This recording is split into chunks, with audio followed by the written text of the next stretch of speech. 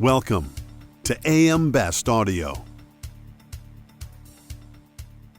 For every insurance tech unicorn that's out there in the space, there's a lot of failures. That's the nature of the startup business.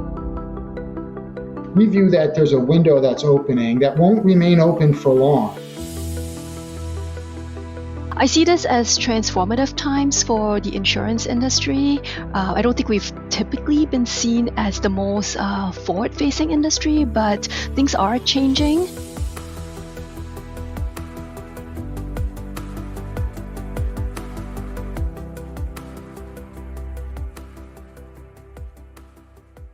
Welcome to this AM Best special presentation, Pushing Back the Risk Frontier, How Insurers Are Co-opting the InsurTech Playbook. I'm Lori Chortis with AM Best TV. Today's panel discussion is entitled How Insurers Are Incubating Their Own Technology. And our expert panel will explore how insurance companies are leveraging innovation and technology to enhance their services, streamline operations, and meet the evolving needs of their customers. We'll hear their insights on the strategies, challenges, and successes they've all witnessed in developing and integrating cutting-edge technologies within their organizations. Now let's meet our panelists. June Kwa is the Vice President of Integrated Analytics at Munich Re North America Life. Nice to meet you. Nice to meet you. Thank you for joining us. Eric Weisberg is a Senior Principal at Datos Insights. Welcome, Eric. Great to be here, Lori. And Scott Hawkins is a Managing Director and Head of Insurance Research at Conning. Welcome, Scott. Great to see you. Thanks, Lori. It's always good to be with you. Well, thank you, everyone, for joining us today. And Scott, let's kick off today's discussion with you. Are companies today developing their own technology incubators? Broadly speaking, I'd say it depends upon the size of the company. Now, we see insurers pretty much of all sizes participating in regional or local insurtech incubators or accelerators. We see that here in Connecticut or New York or Des Moines, for instance. We think these are really a popular way to provide a relatively low-cost opportunity for insurers of all sizes to participate in an incubator or accelerator. That said, however, larger insurers clearly are setting up their own incubators. You can look at Allianz and Securian supporting the on-ramp InsurTech Accelerator in the Twin Cities. Lloyd's Lab in London supports a 10-week program, I think it is, for InsurTech startups there. AXA has an accelerator program. And here in Hartford, you have Nassau Re supporting Reimagine, which is an InsurTech accelerator for the Hartford and Connecticut community. But we think these large companies are really more the exception of the way carriers are playing in the InsurTech incubator space than the rule. And June, what are the motivations to develop incubators rather than acquire the technology? Yeah, there are definitely numerous motivations for the insurance industry to develop either incubators and accelerators, or actually even developing the technology in-house rather than forming partnerships or acquiring startups. I see it as two main themes. Firstly, it relates to a company's strategic vision and long-term goals for innovation.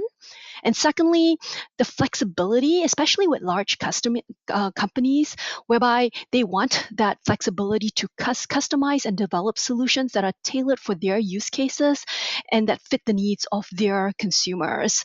So from a strategy perspective, there's so much going on in technology today. I think insurers really need to continue to innovate, to stay ahead, and to remain competitive. And they should always be asking themselves, does it really make more sense to build or to buy? And how that aligns with their long-term vision. And then ultimately, I think, especially in areas where insurers have domain expertise, it can make a difference in terms of the success or the failure of an initiative, whether they're doing it on their own or with incubators, or whether they are partnering with an external party. And now, at the end of the day as well, I think doing it on your own gives you that ability to generate new intellectual property, which can give you a big competitive advantage and help you stand out in the market. And then from a control and customization and flexibility perspective, doing it on your own or doing it via an accelerator gives you more control or greater control in terms of developing the process and making adjustments as you need. So this ensures that the solutions that you're building are tailored to your specific needs and requirements as well as your customers. And I think what we also see is that with technology products, oftentimes there is a claim that things can be used out of the box, but there is actually typically significant effort to get it up and running, at least to the degree that is required for a successful implementation. So having that internal control and internal expertise instead of fully working through external parties and any of their limitations is a contributing factor in terms of how insurance companies are thinking. And then I think the last point that I had is relates to cybersecurity and data privacy risk. Having greater transparency and control can ensure that all the right measures are taken and integrated into any systems or technology platform right from the start to alleviate any concerns in these areas. Well, Eric, I'm wondering if you have a contrarian view. Are insurers risk adverse when it comes to developing tech incubators? Well, I'd have to agree with the first comments about participation in industry incubators. As mentioned before, we have them in many parts of the country, and people are willing to travel for the right innovation and the right tech. I think the one that wasn't mentioned was Plug and Play out on the West Coast.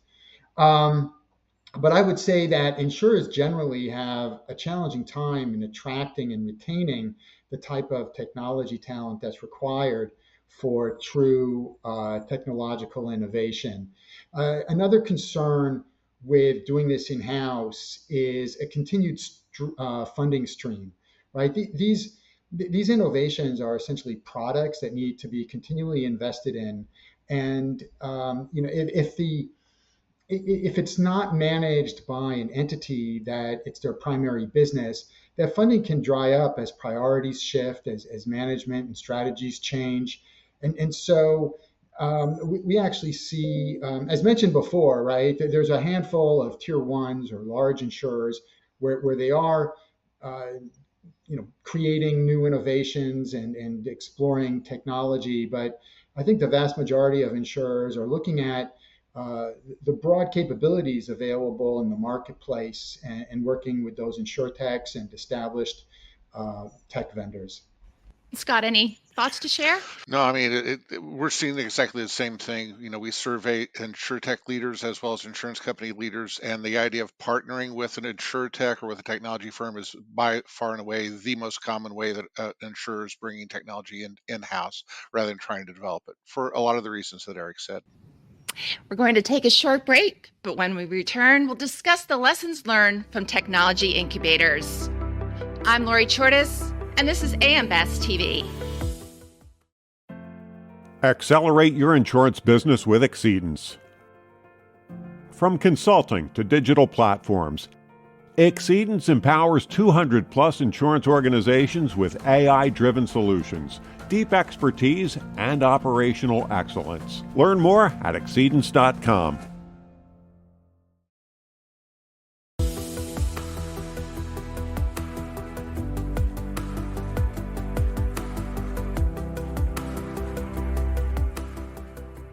We're back, and we're speaking to Eric Weisberg, Scott Hawkins, and June Kwa.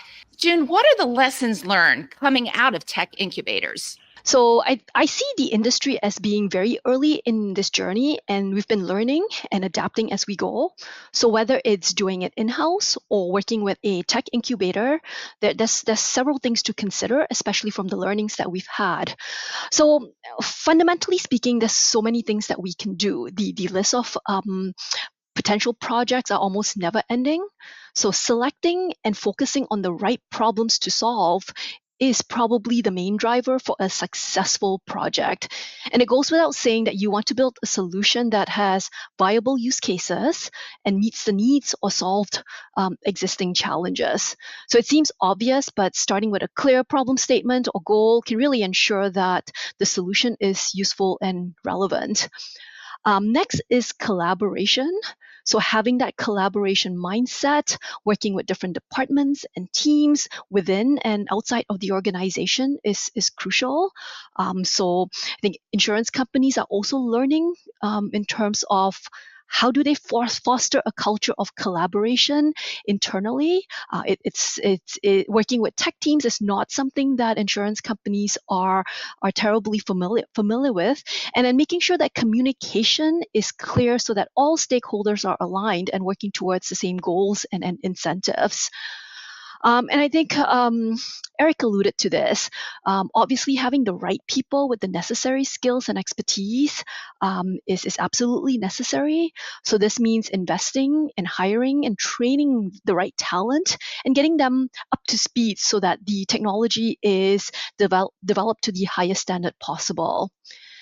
Um, and then with everything technology, it's unfortunate, but not all technology type projects are successful. So part of this journey is to embrace failure and to use it as a learning opportunity. So understanding what went wrong and why, how it can be improved for future processes, really increases the chances of success going forward. And I think we had also mentioned this that technology is never truly finished. So there's always that ongoing cost in terms of maintenance, updates, improvements, and making sure that the technology is always relevant and useful. And Scott, what results are you seeing? What are the results like coming out of technology incubators? Well, overall, for everybody that's been following the insurtech market and the startup market overall, you know that they've been going through some relatively lean years in terms of funding. A lot of insurtech and technology startup funding overall has dried up since the COVID lockdown. You know, this is a real challenge for startups looking to grow their business and even to get established. And not only that, for every insurance tech unicorn that's out there in the space, there's a lot of failures. That's the nature of the startup business.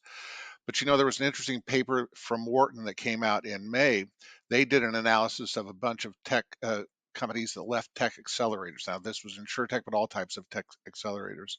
And their analysis found that companies that went through an accelerator or an incubator generally had higher and more productive outcomes in terms of business success than companies that did not. Uh, Graduates from those programs tended to raise more money more quickly. They generated more revenue more quickly, and they hired more staff more quickly than startups that did not participate in an accelerator or an incubator. And as we were thinking about that here at Conning, we thought this kind of makes sense because an incubator or an accelerator, when you're looking at these, can provide a startup with a range of access to connections, to funders. Not only that, but they'll provide development support and help your management team grow and develop their products and ideas. And it may be that graduating from an incubator or an accelerator may be viewed as some sort of a certification for a VC community that's limited in funding resources than a startup that is not a graduate of one of those programs. So in a way, participating in an incubator or an accelerator in this environment may actually benefit a startup than trying to go it alone. Eric, what do insurers need to do to play catch up with the rest of the financial services industry when it comes to technology and specifically developing technology? So a lot of the things that we've heard today are part of that, right? So I would say that, as June had mentioned, you really need to understand what use cases you're trying to solve for. On top of understanding that use case, understanding your business case, right? So and understanding what the value is, and so how much can you afford to invest in it. Then having success criteria so that when you're done running your test of the Insure technology, you know whether it's been a success or not, and having a plan to deploy and implement once you've decided that the tech is good.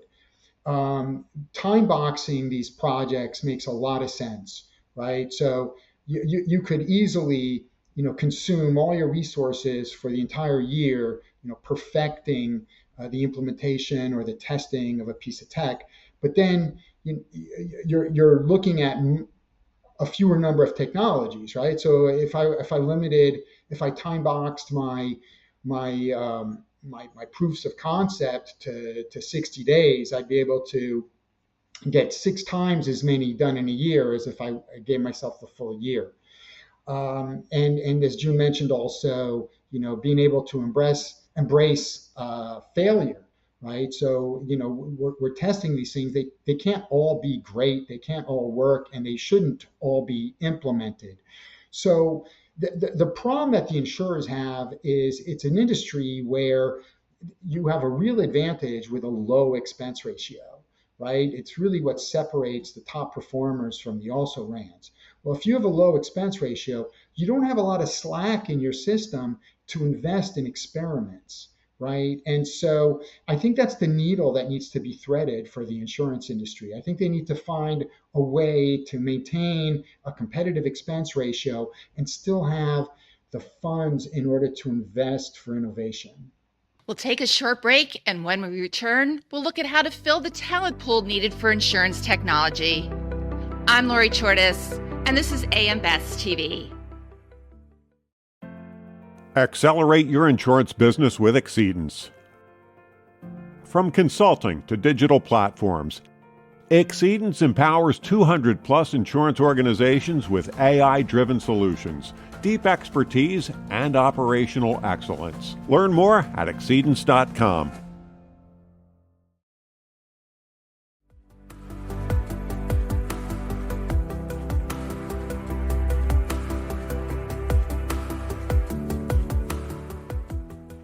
We're back, and we're speaking with June Kwa, Scott Hawkins, and Eric Weisberg. Eric, we talked a bit earlier about talent. Do insurers have difficulty today attracting tech talent? They absolutely do. Most of the technology at the insurance carrier is dated, right? And so, just from a reputational perspective, right? You really don't want to be working if you're a freshly minted leading tech talent person. You may not want to be in an environment that's surrounded by legacy technology. The second one is the salary structure. Leading tech talent in the Valley, for example, is going to be paid multiples of what your top underwriters are going to be paid, right? And there's no and the ability to have a lot of equity and a liquidation event at the end of the when your startup eventually is acquired or goes public, right? You don't have those types of paydays, right? So insurers are really at a disadvantage when it comes to attracting these people. So when these people are in their own startup, right, at the incubator or elsewhere, they have access to all of that, and the insurer has access to that technology and those people. But once those people go inside the insurance company, that tech talent doesn't have access to the equity, to the paydays, to the liquidity events, and all those other things. The one other thing that I would say is that the environment within an insurance company is very different than the environment in many startups, right? One is entrepreneurial, lean and mean, fast moving, agile, right? Insurers, right? These are large organizations with many layers. They have a lot of rules and standards, right? This means bureaucracy. This means I can't move quickly. This means I have to wait for this thing or that thing. Whereas if I was in an insurtech, we'd be able to move a lot more quickly, and that can be frustrating to the tech talent. Scott, Yeah, Eric, any thoughts to share? Yeah, I was going to counter that a little bit. Eric, I totally hear everything that you're saying, but I do think that some insurers are making some inroads into adopting agile methodologies, creating mini startups within their organizations that are not fully walled off, but they're within the business and working with the business. So from a technology talent perspective, there's actually a lot of benefits to being embedded within a company. You're much closer to the business. You see what's happening in the business in real time. And there's also a lot of stability from a personal and career development perspective. There is a ton of opportunity at insurance companies that you may not get at a startup where the working hours can be extremely long and the chances of success may be low. So I think we are seeing some roads turning in terms of insurance companies getting some traction with hiring talent, and that comes with the companies fostering the right mindset and the right culture within their organization. I think I'd like to jump in here to say that we've been talking about insurance companies' ability to attract tech talent, the type of tech talent needed to run a modern business. And you have to step back and understand that insurance companies are not only in competition against other insurance companies for that talent, they're competing against banks, other large financial service companies, as well as startups and other companies that depend upon that same type of talent pool. So the talent pool is really sought after by a wide range of industries. Insurers have to compete against that broad scope of competition for that relatively small pool of talent. And Scott, just expanding on that, we can't have a discussion these days without talking about AI. Do you see AI as the technology that will continue to spur the growth of technology incubators? And if so, where will that talent come from? When you're talking about AI, we at Conning think it's really, really important to understand that AI is a very broad term that covers some really distinct technologies. There are more established AI technologies such as machine learning, predictive analytics, natural language processing. They've been the focus for a lot of insurtech and insurance activity over the past half dozen years or so. We consider those more established AI technologies, and certainly given the continued focus of the insurance industry on productivity gains, we would expect those technologies and the startups around it to continue to be a source for growth of startups for accelerators and incubators. But when it comes to generative AI, which is the hot topic right now, right, insurers are really being very cautious about adopting it. They've got a lot of concerns about exposing their data to these technologies. Our most recent survey from the first of this year of insurance IT leaders found that the majority of them were just in the very, very early stages of considering how to incorporate generative AI into their businesses and what that would do. They're moving very, very slowly on that. So from that perspective, if you're a startup focused on generative AI and you want to go into the insurance space, you may find an incubator or an accelerator being a better environment to start that company up and develop it, rather than trying to go right to a carrier and say, hey, can we partner with you and do that? That's the conservative nature of insurance companies. I think the talent question is a really, really good one. We see, if you're looking from the incubator side, where are they going to get all the talent that comes in for these? We see them looking beyond just their city or region. They're really looking globally. Here in Connecticut, we have the InsurTech Corridor, which is Connecticut's partnered with the UK to help bring UK startups, technology startups, to Connecticut and sort of penetrate the market here. You're looking globally for these startups. But if you're focusing within the insurer themselves, you know, as they integrate generative AI, and they will over the next few years into their businesses, we think, first of all, they're going to face a learning curve as to how they're going to use that and what it's going to do to their businesses. And as they move up that AI learning curve, they're going to be adjusting their business processes, and talent is part of that adjustment. And it's something we actively follow here at Conning, because all prior technology adjustments within the insurance industry have led to significant changes in the workforce. I'll give you just one little example.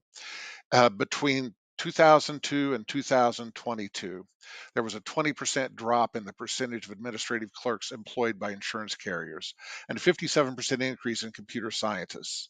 Now, those carriers that replaced administrative staff did so with very highly compensated, for the insurance industry, computer scientists and mathematical people. So AI is going to do the same thing. You can make the argument that, well, it could help reduce even more of these high-tech expenses, but that's still to be seen.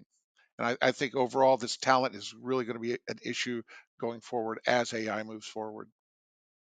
I'd like to add something to that, Lori. Sure. One of the, it's not really contrary to what Scott said, it's in addition to it, right? Is what we're seeing at Datos Insights is we're seeing system integrators and tech companies subsidizing Gen AI POCs with the insurers, right? So we view that there's a window that's opening that won't remain open for long, right? Where these solution providers are looking for references and qualifications to further sell, right? So for fast moving insurers that want to adopt and start experimenting with generative AI, there's a window of opportunity where discounts are available, significant discounts, to having these Gen AI use cases built out for their specific organizations. June, how will consumers ultimately benefit from the technology coming out of these incubators? Yeah, broadly speaking, consumers will benefit from, I see it as two areas: improve customer experience as well as more innovative products and services that really fit the consumer needs better than they currently do. So, from a customer experience perspective, I think we all know that there's plenty to improve throughout the entire value chain. So, everything from how we acquire customers, the underwriting process, the various touch points in terms of customer service and policy changes, all the way to the time of claim. So, there is many opportunities for tech incubators and insurance companies themselves to provide a more seamless, more personalized, and more efficient process to help customers have a better overall experience. So, for example, at Munich Re, what we've actually done is we've been building our own technology and we've been investing. And what we've done is we've invested in platforms that reduce the time of life insurance underwriting from time of application to time of decision, and it provides customers with a more seamless and frictionless experience. And we've done this with two different platforms. One is Alethea; it's our risk assessment engine, which is an instant decisioning platform. And secondly, we have automated EHR Summarizer, which makes it possible to use electronic health records effectively and efficiently for underwriting. So the net impact of this is an underwriting decision that takes minutes or days as opposed to weeks and months. And then, other examples are areas in terms of claims processing and reducing paperwork for consumers. So, we see a ton of tech incubators that are working in terms of improving processes on those fronts. Now, for products and services, we really see that having the right technology enables new products and services. So a couple of examples that I see are wearables. So that's been in the market for a few years now, but just having access to wearables and technology enables better customer engagement and allows insurers to have a better touch points with their consumers. And the second one that most of us are familiar with is telematics type technology that track actual driving behavior. Again, it leads to better matching of the pricing of individual risk behaviors, and it's made possible through technology, whether it's developed in-house or through incubators. Well, unfortunately, we are nearing the end of our time, but I'd like to give everyone the opportunity to share any final thoughts. Eric, any final thoughts to share about today's discussion? I thought it was a great panel that you assembled, Lori. Listening to June and Scott was, I just thought it was a great conversation. One of your last question had to do with consumers and how the tech might impact them. And a lot of the tech is being used to better understand risks and exposures. And so low risk people, I think, or low risk organizations, insureds, are going to experience lower rates, and higher risk insurers are going to experience higher rates. And that kind of takes away some of the socialization of the risk that occurs within insurance. And so we'll see if the regulators do anything with that. But I do think that I don't think we'll be able to perfectly predict future claims activity, but I think we're constantly getting better at it. Yeah, I want to echo what Eric said.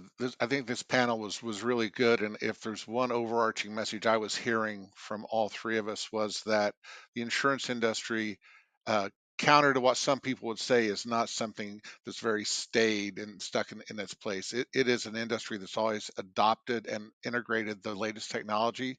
It's finding ways to do that, either building it in-house, but more frequently through incubators, accelerators, partnering with startups. So that means this industry is really positioned as new technologies to emerge to drive through increases in productivity, consumer benefits in terms of lower costs and services, and ultimately lower returns for both policyholders and shareholders. And June, any final thoughts to share? I echo Scott and Eric's statements. I think this was a great discussion. I see this as transformative times for the insurance industry. I don't think we've typically been seen as the most forward-facing industry, but things are changing. These partnerships, working with incubators, or even developing in-house, it's brought change to us, and I think this will help us grow more efficient and serve our customers better. So it's a net good. Well, this has been a great discussion, and I would like to thank June Kwa, Scott Hawkins, and Eric Weisberg for joining us today. Please make sure to log on tomorrow for our next segment, New Models for Managing Successful Insurance Tech Evolution. For AM Best TV, I'm Lori Chortis.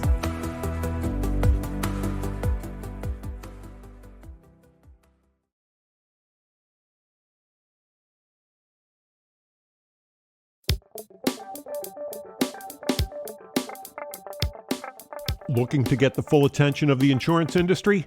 We have the platforms that will do just that. Whether it be AM Best TV, AM Best Audio, Best Review Magazine, or Best Day. Find out more by calling AM Best Advertising Sales at 908-439-2200, extension 5399, and have a great day.